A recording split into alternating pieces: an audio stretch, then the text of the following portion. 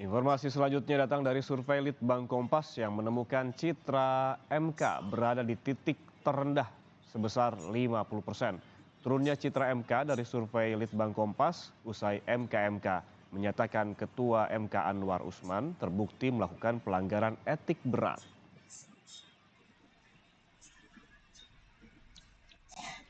Survei Litbang Kompas di awal Desember 2023 mereka citra Mahkamah Konstitusi pasca putusan Majelis Kehormatan MK. Dari survei, Litbang Kompas menemukan citra MK berada pada angka 50%, terendah dalam 20 kali survei Litbang Kompas sejak 2015.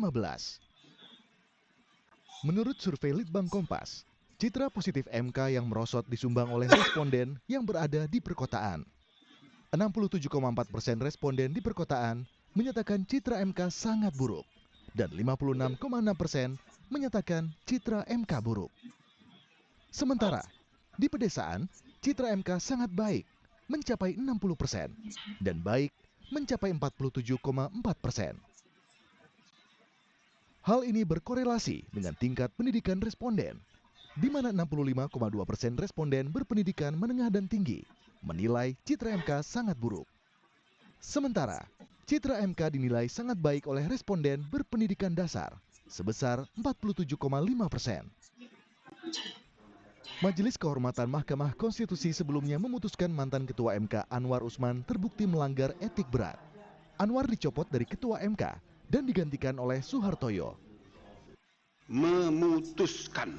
Menyatakan hakim terlapor terbukti melakukan pelanggaran berat terhadap kode etik dan perilaku hakim konstitusi sebagaimana tertuang dalam Sabta Karsa Utama, prinsip ketidakberpihakan, prinsip integritas, prinsip kecakapan dan kesetaraan, prinsip independensi, dan prinsip kepantasan dan kesopanan.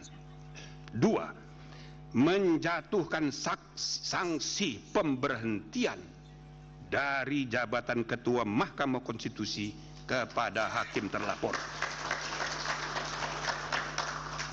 3. Memerintahkan Wakil Ketua Mahkamah Konstitusi untuk dalam waktu 2 kali 24 jam sejak putusan ini selesai diucapkan memimpin penyelenggaraan pemilihan pimpinan yang baru sesuai dengan peraturan perundang-undangan. 4.